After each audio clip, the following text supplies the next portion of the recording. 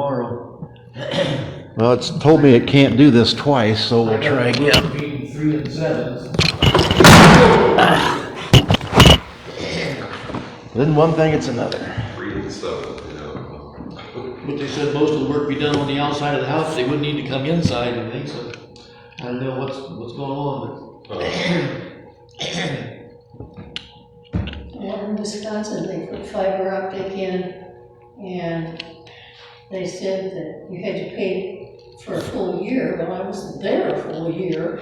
I was there like 5 months, and well, everybody does it. I said, well, I don't. I go without a telephone for the next 15 years. You know? they gave me a price about $30 less than what I'm paying now for the phone and internet.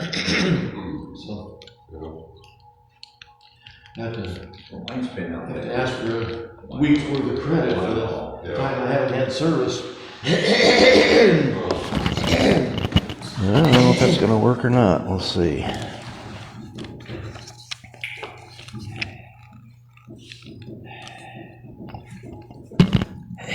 Buggy a different shape than the rest of them. It is.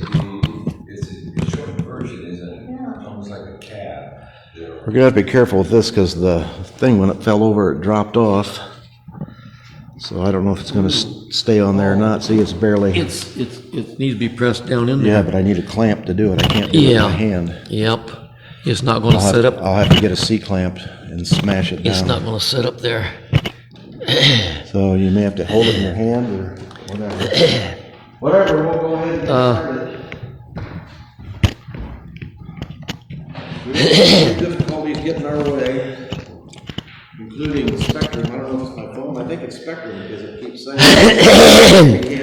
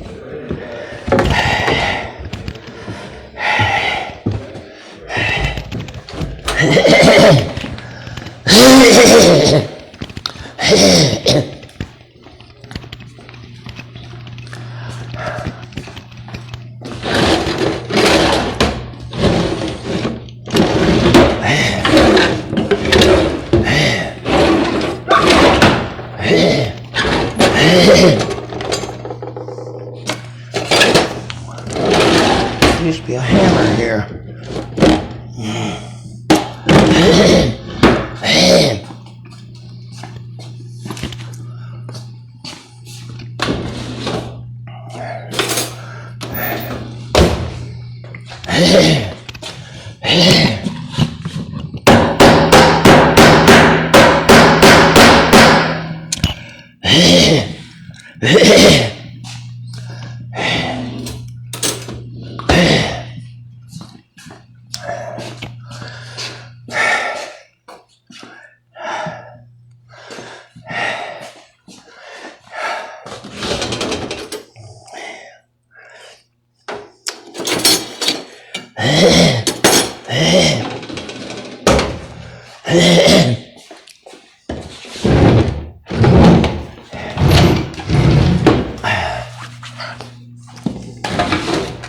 There we go.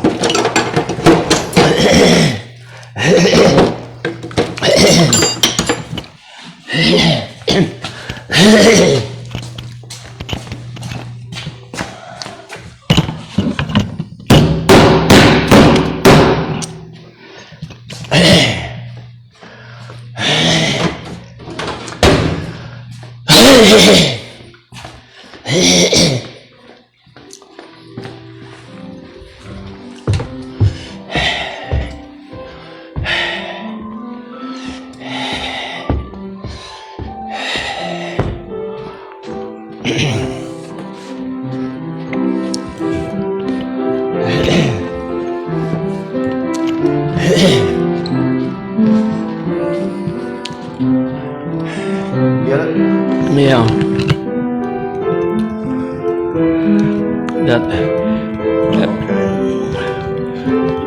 That did break the,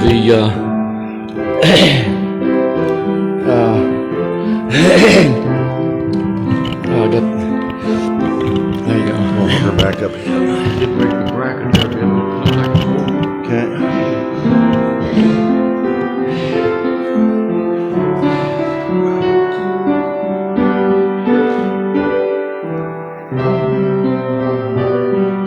We need to go backwards.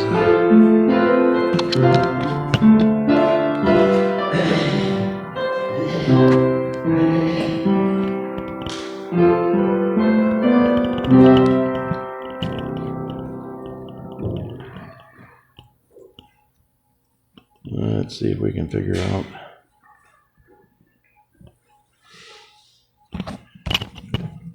Well, we'll go that way then.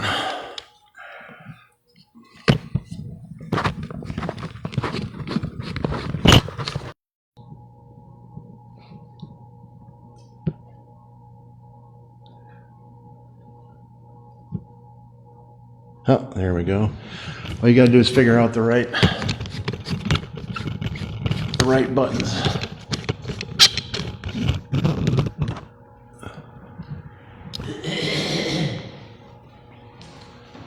Try again. Okay, cello sliding. Actually, we're talking about today, I told you last week or the last few weeks, the Amish.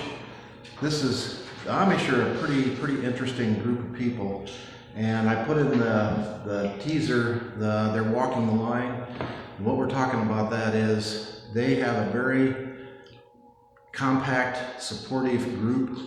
They don't lose many members. The Amish church is one of the few churches that's actually growing. One of the reasons they're growing is they don't believe in birth control and they have like 7 or 8 kids per family. But the other reason is they keep people in the church. If you've been aware, all the standard mainline churches and offshoot churches, every other church is losing members right along the line. The Amish are still growing and are not losing members. So we're going to talk a little bit about why that is, how they can walk the line between being a church that allows freedom of thought and freedom of choice, and yet has people choose to stay in the church. That to me is a mystery. It's not like a cult where they're not allowed to leave, but they're strongly encouraged to stay in the church. But they are also very inventive and very good business people. And as you see, there are many different variations. It's kind of each individual Amish group. The bishops decide what the rules are. In some of these buggies, you'll see buggies around here that are all enclosed. Where I came from in northern Indiana, in Grable, Indiana, there's a big Amish group. They still have open buggies, and I tried to get a picture and I couldn't find one. All they have is the big giant black umbrellas, and you'll see them in the middle of the winter with sleet and everything blowing, with an umbrella in front of them, and that's what's protecting them from the weather as they drive down the road with their kids and everything in the buggy. The one thing they have started is, you'll see here, the triangle. One of the things that we'll see with the Amish, there's a constant struggle between the Amish and the English, which is what they call us, with the rules in place. One of which is the safety of the carriages. Carriages are hard to see. They're only moving at 15 miles an hour and they're getting run over all the time, unfortunately. So the state mandated the slow moving emblem. At first they objected to that, but they finally saw the rationale, the reason for it. And then some states are mandating they have electric lights, battery-powered lights, blinking lights. Ohio is one of those, and they are doing that, and that is helping. It still doesn't stop the drunks, and it doesn't stop the people who are reading their phone and wander off the road. So there still are buggy accidents. But one of the more interesting things, and I showed you that before, the Amish are just like regular people. They like to fish, and they pull everything with their buggies. The reason for the horse is there. That's another thing we're gonna look at, is how the use of the horse contributes to the strength of the Amish culture. So, okay, cello sliding. We come together to lament with, celebrate with, and care for one another in our community and our world, because we want to be here with one another.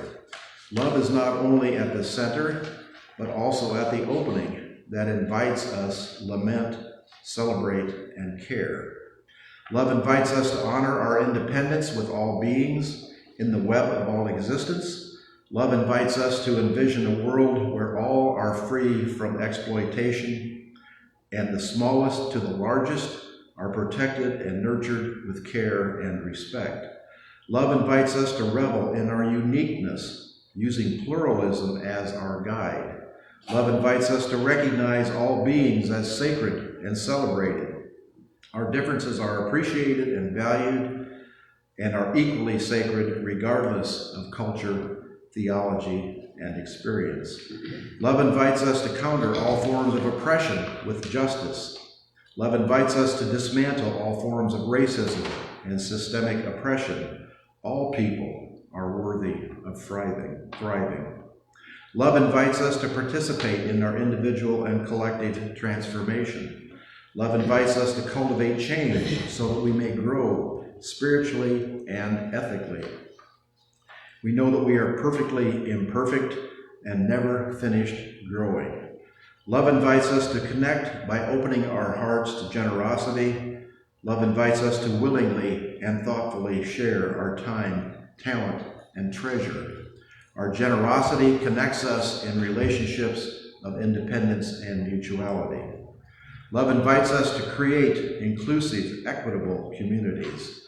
Love invites us to know in our hearts that all people are inherently worthy and have the right to flourish with dignity, love, and compassion. Love invites us to worship together. These words are by Anastasia Birosh. And if you notice what is at the center of every one of these statements, love. Yeah. And if we talked about the change in the Unitarian Universalist, love is at the center of the new logo. Love is at the center of the new ideals, the new principles. So this is all being carried on, and we're trying to make sense. We're trying to build a structure around the central idea that we're using. Okay, the first hymn is number 16. It's a gift to be simple, perfect choice as we're talking about the Amish.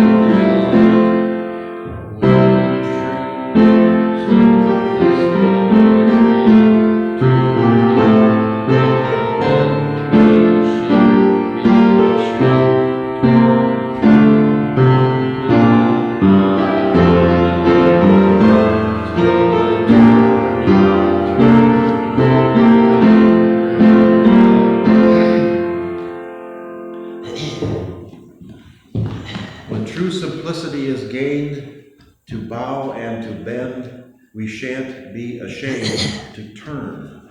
Turn will be our delight, till by turning, we come round right. Persistence is another hallmark of the Amish. They went through, we'll talk about that a little bit, with the question about education, I find very interesting. All right, joys and concerns. Hope everybody who is not here is doing well and feeling better. If there's anything we can do to help any of those not here, we send greetings to all of those. And as I say, if there's anything we can do to help or to make your life a little easier, please let us know. All right. The standard ones we always do, we have our sunflowers for Ukraine. The Russian attacks continue daily. I just heard on the news, the Ukrainians up to now have only been drafting people of 27 years old or more. They are lowering the draft age because of the need for manpower. The story that I saw said on some places there are like 1 or 2, 3 soldiers for every 100 or 300 yards, 100 to 300 yards of front line trying to keep the Russians at bay. The standard thing is 1 soldier for every 5 or 10 yards if you go by the Army handbook, which is what this guy was explaining. So, and yet the Ukrainians are fiercely independent, fiercely patriotic, and fiercely loyal, and it seems fiercely corrupt. They just arrested a bunch more people in Ukraine, and they've had a history of terrible corruption in that country, which makes it kind of a conundrum. Why would you be loyal to a country when people are stealing the money that you're contributing by taxes to protect the country? So they are fighting that struggle basically as are we.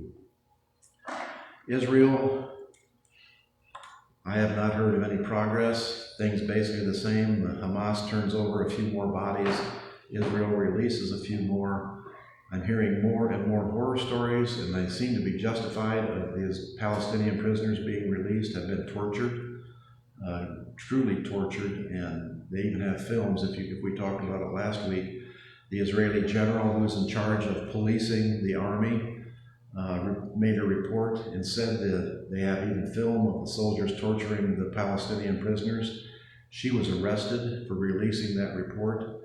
The government is basically clamping down on any information that gets by anybody of how they are mistreating the Palestinians. That is a terribly bad sign. That is a really bad sign, which we are starting to see hints of here as well.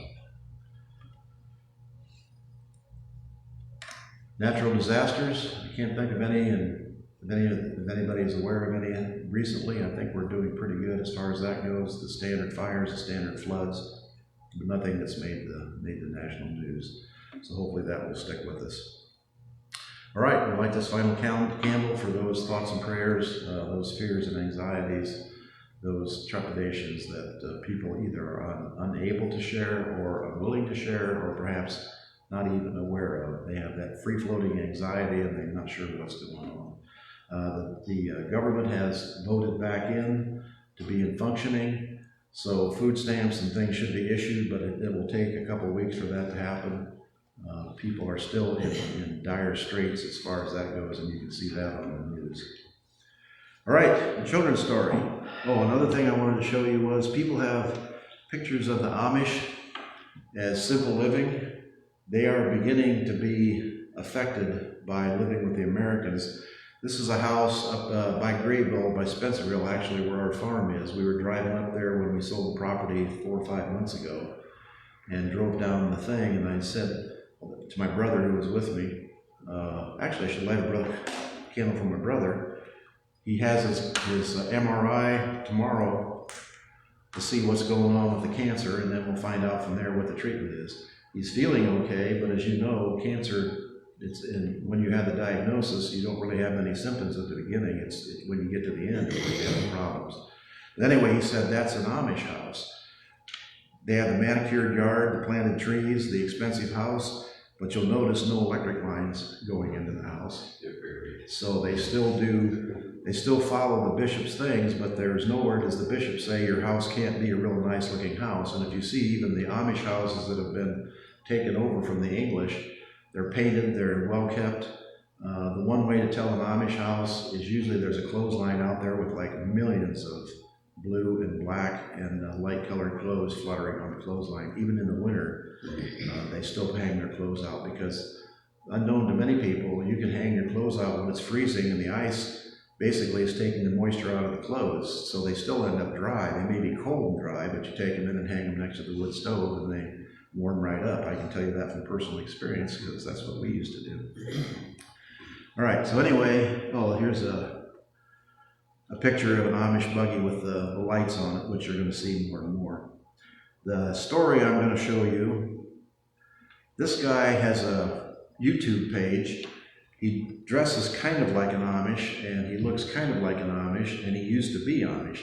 He's what we would call up there jerked over.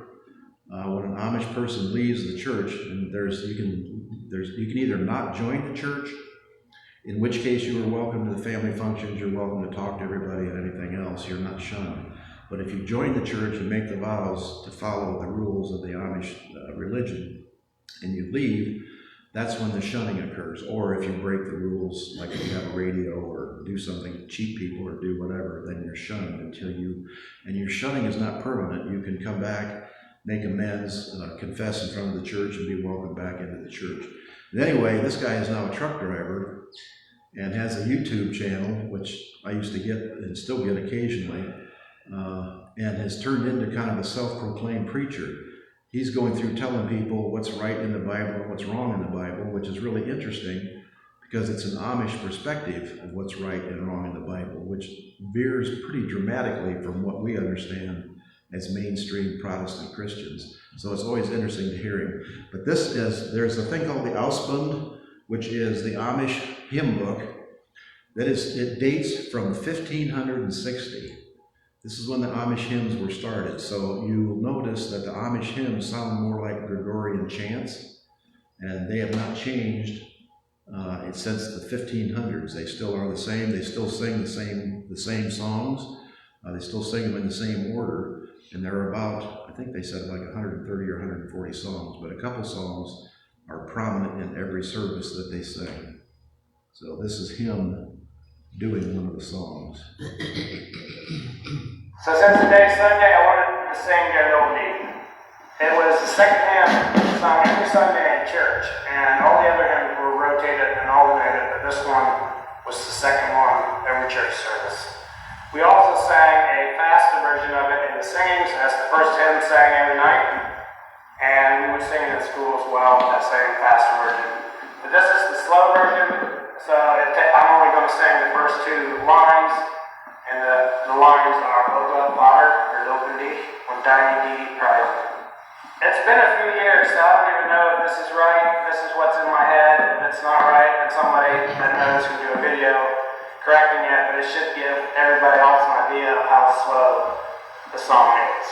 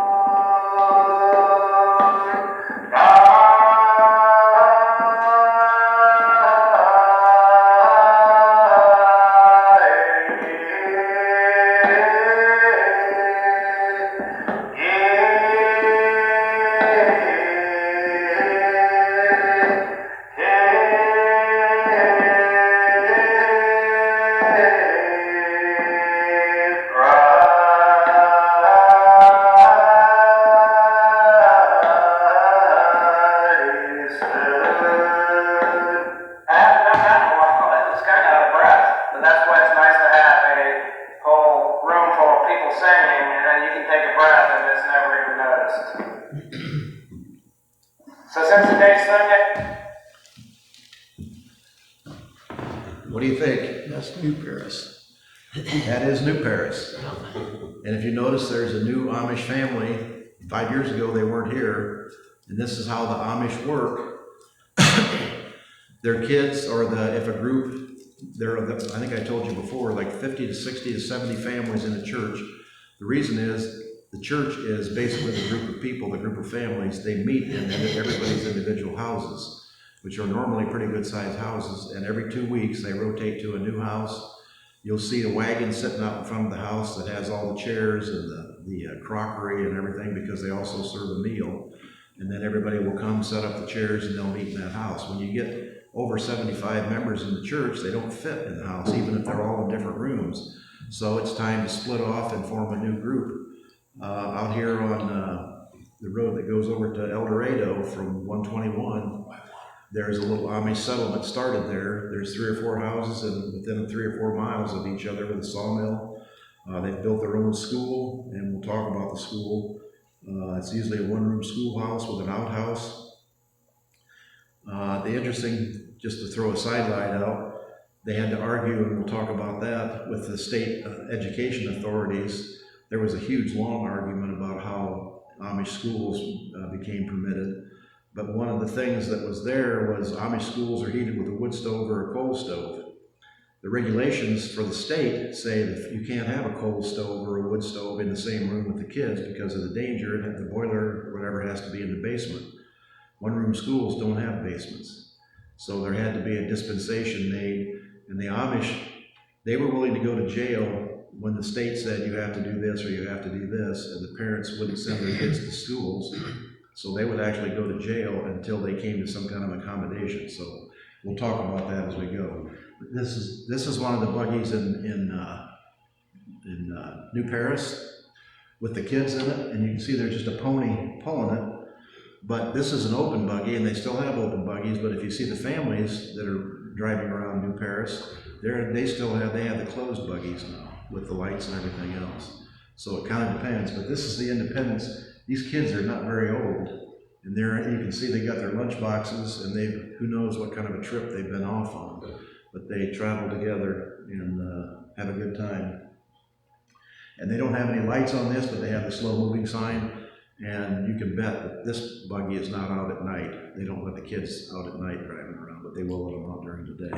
I got behind one of those outside of New Paris in the hills there. Did you go out to 40, Route 40? Yep. And I really pity that poor horse trying to get up those hills. I don't know. Yeah. And that's the other thing we'll talk about. Education is critical to the Amish continuation of their culture, and the horse, which people kind of realize is also critical for what it does. Let me start with, actually the first thing, I said that not much had happened this week. I made notes here to remind me what has happened this week. You know about the Resolute desk in the Oval Office? The what? The Resolute desk. The desk that's in the presidential Oval Office it's called the Resolute desk. It was voluntarily given by Queen Victoria in like 1800s and something like that, whenever it was. It's been there forever. It's now missing. The president said he took it to have it refurbished, but if you look at Mar-a-Lago, there's a little roped off area that has the Resolute desk sitting at Mar-a-Lago. He's like stealing our national treasures right in front of us. So some people say that's a copy. I have my doubts that it could be copied that quickly. So it'll eventually, the truth will come out eventually. The second one is there have been more than 80 people killed in the Caribbean and Pacific Ocean with no proof, whoever, what they are, and families saying, my son was a fisherman and he was just out fishing and he's never come back, so we're assuming he's one of the dead. So the third one is, you heard about the new dollar that's being minted? There are orders that the mint is to come out with a new dollar with Trump's likeness on the front and the back. Both sides of the dollar will have his likeness, one with the profile and one with his hand raised in front of the flag in the fist salute. It's from the money they're saving from the pennies, I guess. But this is like third world having their Rome when you have your imprint put on the dollar. The second is, they may see the bathroom. Oh. The bathroom in the Lincoln bedroom has been completely changed from an Art Deco, which is what it was before, to a marble mausoleum now. And I think I may have even had a picture last week. It has a giant picture window right beside the toilet, so you can look out of the window and anybody that's outside can look in and see you sitting on the toilet. So, and then the next one is, there's also proposed the Arc de Triomphe instead of the Arc de Triomphe. He wants to build an arch at the entrance of Washington, D.C. So it just goes on and on and on. So things have happened this week, but we're so used to things like this happening, sometimes we don't pay any attention. Okay, the term Amish was first used as a Schanden Nama, which is basically a German for term of disgrace. in 1710 by the opponents of Jacob Ammon, an Anabaptist leader. Anabaptist, anybody know what Anabaptist means? Anabaptist means re-baptizer. Re-baptizer. Because the Anabaptists were the first, not the only, but the first who said, babies don't have any choice. They don't understand what you're doing when you're baptized as a baby. The Catholic Church and the original Christian churches say, you're not saved unless you're baptized, so you have to be baptized right away, because if you die without being baptized, you'll go to hell. The Amish said, when this is after the people started to read the Bible and see what the Bible says, that that's a bunch of hooey. You should make a conscious choice to join the church. So there are many groups that followed that line of thinking. The Amish were one, the Mennonites are another, Church of the Brethren is another. Even the Quakers approach that, but they aren't true Anabaptists. So it's an adult baptism and not an infant baptism. A choice, not a rite. That's R-I-T-E, not a rite of passage, or also a rite, R-I-G-H-T, a rite of choosing whether you want to be baptized or not. So the Swiss Anabaptism developed from this point into two parallel streams, most clearly marked by the disagreement over the preferred treatment of fallen believer. Menno Simons, the Mennonites, did not shun but forgave. Jacob Ammon, the Amish, were the ones who said shunning was the important thing. If you fell away from the church, you were to have no contact with the church whatsoever. The Mennonites were a little more forgiving, and you can see in the Mennonites' daily activities. They have electricity, they don't have plain dress. They are still Anabaptists, and they're still a very popular church, but they fit in modern ways a lot easier. And in fact, the Church of the Brethren and the Mennonites have been close together and shared the production of the last hymnal, which many Church of the Brethren members, which you can count me along that number, a lot of our favorite hymns were ditched by the Mennonites. And in favor of having Mennonite hymns. The Mennonites are a much bigger church than the Church of the Brethren, so they had more sway. So we still go back to the old, kind of like we're going back to the red hymnal here. A lot of our favorite songs didn't get into the new hymnal, so we have to go to the old hymnal to sing the favorite songs. Okay, the Amish still speak Pennsylvania Dutch or a German dialect. He was speaking that, singing that, and I studied German a little bit and kind of trying to keep up on it since that's my family heritage. Their pronunciation is nothing like High German or Hochdeutsch, is what the standard German. But you also find out Germany, just like we have many dialects, Germany has tons of dialects too. If you go to different parts of Germany, they don't understand each other either. They all have to speak High German, but that is the difference.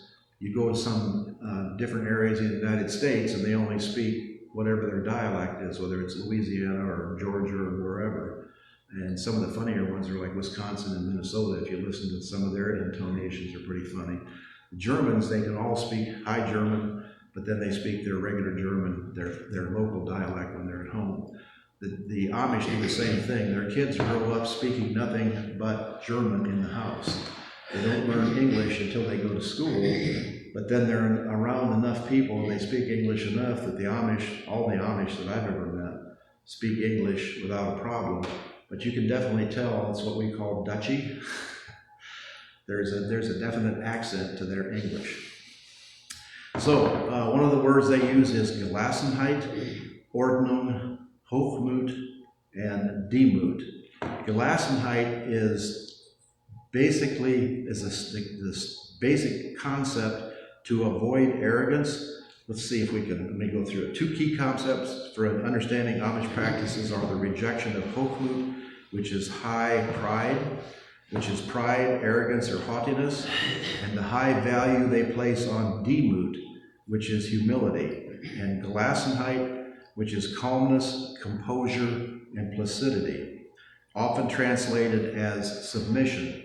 And you can see where this fits into the Amish culture. This is taught to their kids from the word go. Little kids in English culture, if a kid talks back to his parents or hits somebody or whatever else, sometimes people will kind of laugh and say, don't do that. That's a cardinal sin in the Amish family. You learn right away that kids don't talk back, kids don't talk when they're not supposed to talk, kids don't act out. They see this acted out by their parents and the other siblings, and they see it in the culture around them. So they are enculturated as they grow up with this Gelassenheit. It's perhaps better understood as a reluctance to be forward, to be self-promoting, or to assert oneself. The Amish, when they choose a new bishop, when a bishop dies and they choose a new bishop, number of names are suggested. The elders meet together and they decide who they want to do it, and then that person is basically, I think I told you this before, is given sympathy, because the job is not a job where you stand up in front of everybody and with pride tell people what to do and people listen to you. It's a job where you have to listen, try to make judgments that are fair to all people, and try to make judgments that are equal and equitable to all people. And basically they get sympathy for being pushed into the job where they have to make these decisions, spend extra time, and have extra authority pushed onto them. Completely the opposite of what we are used to for people who run for office and then take every advantage of that office to enrich themselves. That is not the Amish way. Okay, Gelassenheit is the core Amish principle, meaning a state of yieldedness, serenity, and surrender to God's will, which forms the foundation of their way of life. It is a rejection of pride and individualism. They do it. For an Amish to show pride or to be an individual is an anathema. It is something that is completely rejected. You can see this in the way they dress. Whenever fall comes, they all go to black broad-brimmed felt hats. In summer, they all wear straw hats. The women all dress exactly the same, pretty much the same colors. The men all have the same dress, the same suspenders, the same type of shoes. You cannot pick Amish out, you cannot pick the bishop out by when you see a group of Amish standing. There is a rule, a standing rule, that when you're married, you let your beard grow and you do not trim it. And you do not have a mustache. Then we know why that is. Military. The mustache was historically something that the military, and you can still see it in the military, and actually the place I see it the most is in the fire departments like New York and places like that. They've got some pretty incredibly creative handlebar mustaches in the fire department. And in the fire department, you can't have a full beard. Why? Because your air pack has to fit airtight around your face. Yeah. So I had to shave when I was on the fire department, but then I basically had a real fine, and my air pack would still fit, would still give me an airtight fit, so I could get away with that. But normally you can't do that. But the Amish, that's the sign of being, that's how they show that they're married. And how else do they show they're married? That's the only way, because they do not believe in jewelry. Jewelry is something that people use to raise themselves up over other people. So no wedding rings, no earrings, no necklaces, no bling of any kind. So an Amish is known to be married, and a woman, they wear the white caps and the bonnets. If they're single girls, and actually single girls before they join the church don't have to wear a bonnet, but many do. But then they wear the black bonnets when they are married in the church. And every group is different, not different, but every group has different rules about what they allow for bonnets. And you'll notice the Church of the Brethren and some of the more Mennonite, more fundamentalist Mennonite churches have the prayer coverings. That's just a little piece of lace that looks like a Jewish skull cap. They will wear those. They're still very prominent in many places. That's not enough for the Amish. So, okay, a rejection of pride and individualism in favor of humility, obedience, and a calm acceptance of one's circumstances. This concept is reflected in Amish practices, from their modest dress to their avoidance of certain modern technologies, all designed to foster community and humility. The strength of the Amish to form a cult-like loyalty to the church, but avoid the fewer, it's what I call the fewer failure. They have managed to cement their human tendency to selfishness into group loyalty, and yet they manage to continuously avoid the downfall of every other growing, locked-in group, a faultless leader. The Amish do not have a leader who stands up in front of everybody and says, we're going to do it my way, or I have the answer, or everybody follow me because I'm the best preacher. The Amish take turns at church, kind of like the Quakers, whoever is chosen to give the message that day. And it is usually a standard message out of the Bible, using quotes from the Bible and examples from everyday life. I've never heard of a stem-winding Amish preacher that everybody gets up and follows and wants to hear again. That's totally against the whole pridefulness, arrogance. The Amish preacher is to be low-key, humility. Churches last about 2 hours. They used to last 3 hours, and they're getting shorter, they said. So, and that's every 2 weeks. And that's part of the whole program of being a member of the church. No individualism, nobody who stands out better than anybody else, nobody who pretends to be or says they are better than anybody else. Okay, simplicity, a rejection of showy possessions and personal vanity. That's to prevent pride and status competition. We'll get to the horse. The reason that the horse is still so prominent in Amish culture, it slows the tempo of life in the Amish culture. You don't go anywhere fast in a horse. Comparatively, from one horse to another, it might be a little faster, but nothing compared to a car. It limits the distance you can travel. And that's why an Amish church is limited to 50 to 75 members, because they all have to live within a horse's drive to get to church every 2 weeks. A horse can only go 15 to 20 miles at the most in a day. And the church service starts in the morning, lasts 2 or 3 hours, and then they have meals. The kids go out and play baseball or whatever, and they spend the entire day socializing. The other thing is horses limit. Amish were traditionally farmers, and horses limit how much they can farm. They can't farm 1,000 acres with horses. The most interesting thing happening is each church has to decide where they're going to go as far as what they're going to use and what they're not going to use. And I've told you, like the Amish guy that sells metal roofs has a phone, but it's a phone booth out in the middle of the field. It's not even attached to his building, his office. Horses are the same thing. Amish in Lancaster, where there's a book down there, I think it's by their Kenny. That's the book I use. It was written by a Church of the Brethren guy who studied the Amish in Lancaster for years. That's where all this information comes from.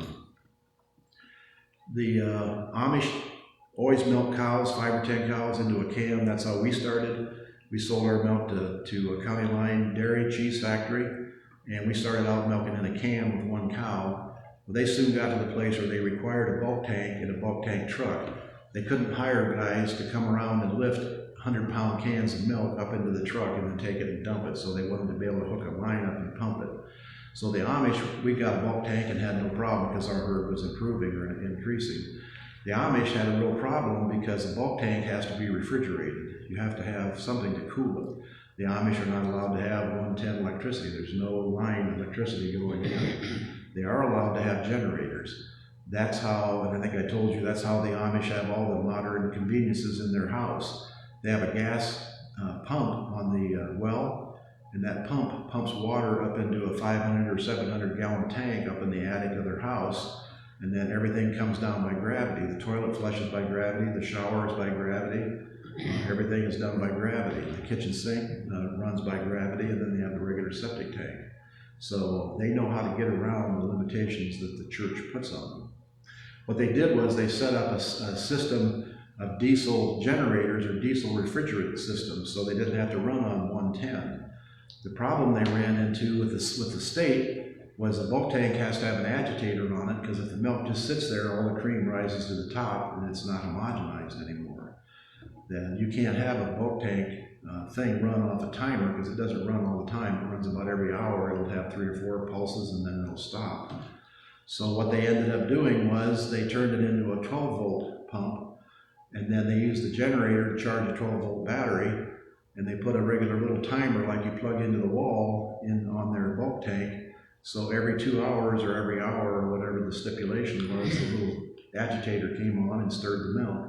So they managed to get around that, and that's how they run their milking suction, the other material that they use. So it's pretty inventive is how they get through that. Surrender and yieldedness, these are the main ideas or the main things that run the Amish church. A yielding of one's own will to God's will and the authority of the church and community. That's taught from the beginning. Humility and active rejection of pride. Calmness and contentment. A tranquil, unhurried, peaceful spirit that accepts what life brings. Obedience, a willingness to obey those in authority. Children to parents, members to church leaders. Education, I got the whole thing on education left. You want to hear that next Sunday? Because I hate to short you on this, because I find this really interesting, and if you do too, we'll go ahead and complete it. Because I'm only about half. I thought I had not enough, and I've got more than I need. Of course, I'm talking too much too. So let's stick where we are now. Simplicity, rejection of showy possessions, personal vanity to prevent pride and status.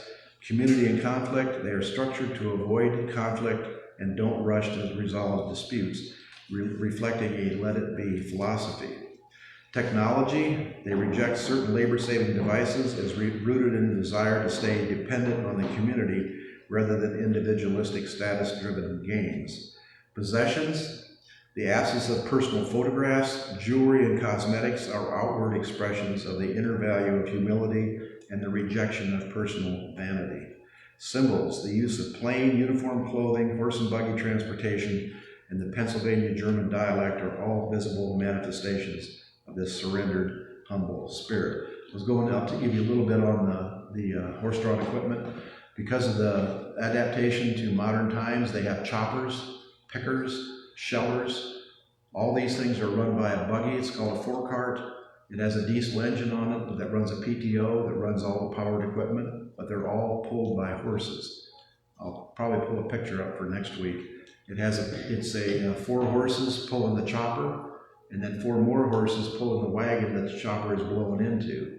And then they actually have tractors, but the tractors have to have steel wheels. They do not allow rubber wheels. If you notice the Amish buggies, they don't have even rubber wrapped wheels. They have steel wheels, which got them into trouble with the county because what do steel wheels do to an asphalt road? Chews them up. So they made an accommodation to pay a little bit extra in taxes, like in Lancaster County where there's thousands of Amish. And they also the county started widening the roadways to make a buggy path on the side that the Amish pay to upkeep. So very interesting, and we haven't really got into, and that's what we'll go into next week, is how all this stricture that the Amish go through keep people loyal to the Amish church and keep people, and they don't proselytize. They don't ask for people to come in and join the church. In fact, I've never heard of anybody from the outside joining the Amish church. There might have been a few, but I've never heard of it. Okay, a lot of information. Here's Amish dolls. What do you notice about that? No face. No face. Yeah. There's no individuality in an Amish doll. You can't say my doll is better than your doll, or my doll is more handsome than your doll, or my doll has a funny face or anything else, because they don't have faces. Okay.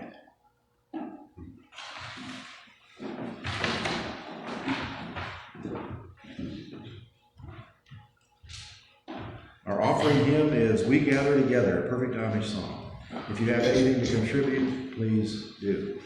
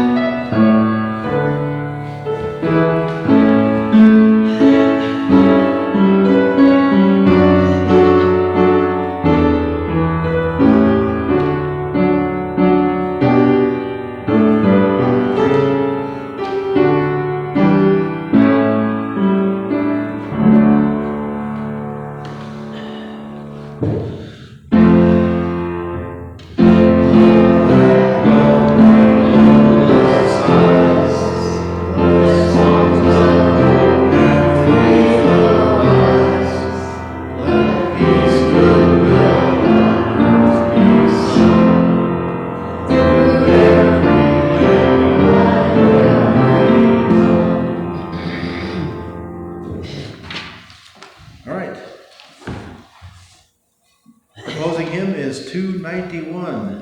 Die Gedanken sind frei. Your thoughts are free.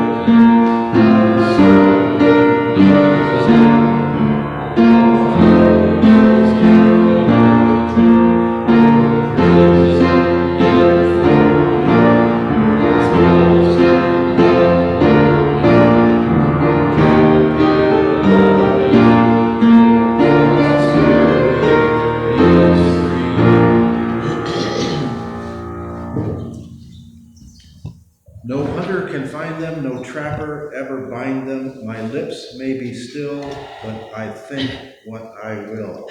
Truly a Unitarian Universalist paean to free thinking and the independence of your own mind, and what we are trying to teach and what is being basically stifled in Ohio education, critical thinking, the ability to look at a situation objectively, judge the facts for yourself, and make up your own decision. We do not want to be told what to think. Die Gedanken sind frei, your thoughts are free. Okay, extinguishing the chalice. Wherever we are, love is. As we enter another week of uncertainty in the world, let us remember there is only one side, that of humanity and planet Earth. May we pray for peace. May we raise our voices with elected officials and engage as we can in acts of resistance. And may we remember to take very good care of ourselves, each other, and those we love.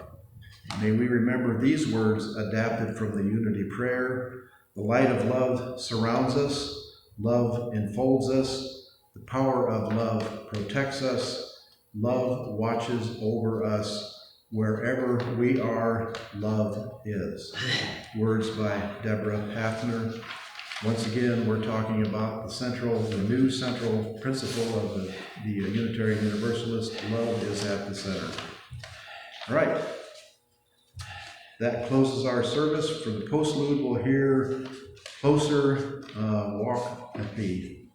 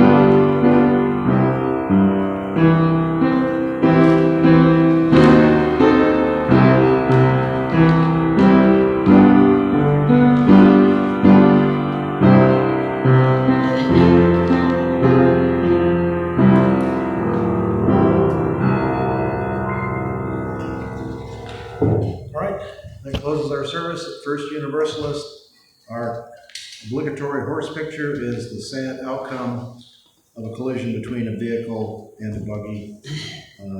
Usually the horses do not survive that. I have seen a few when they've been able to be rehabilitated.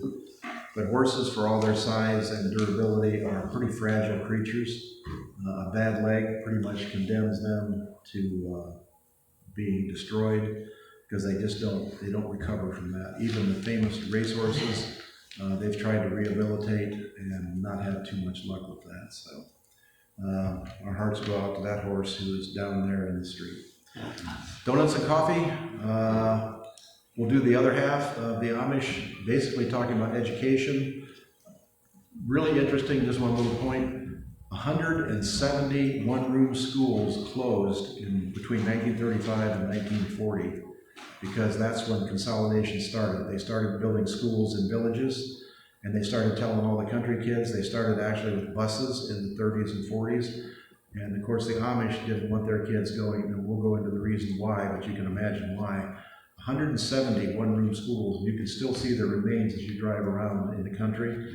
Every couple miles there was a little brick building that was a one-room school. Imagine what that might have been like. I went to a one-room school. What's that? I went to grade school. And that's at a one-room schoolhouse. That's pretty unusual. You had to have been one of the last ones. If you want to contribute some thoughts on what it was like, we'll be glad to put those up here. I mean, who is your teacher? How old? What subject did you study? Well, I don't know. I did well in high school and college. They must have given me something that was good. Well, and that's the one-room schools taught basically reading, writing, and arithmetic. That's where that came from. And they taught the basics. You didn't learn trigonometry and geometry and all that stuff in one-room school. And that's why the Amish stopped at the 8th grade. And there was a big argument about that. This is getting into next week, but the state and the county wanted the Amish kids to go to the 9th grade. They wanted kids to go to age 15 instead of 14. That was the age when they went to the consolidated school from the one-room school and were exposed to elements the Amish did not want their kids exposed to. So, but think about them, Rumspringa, when the Amish kids are allowed to do whatever they want until they join the church. They can cut their hair in any kind of fashion. They can wear any kind of clothes they want. Some Amish kids for Rumspringa have their own cars and they drive cars around. They are notoriously hard drinkers. How does an Amish kid go through all that and still join the church? We'll talk about that next week too. All right.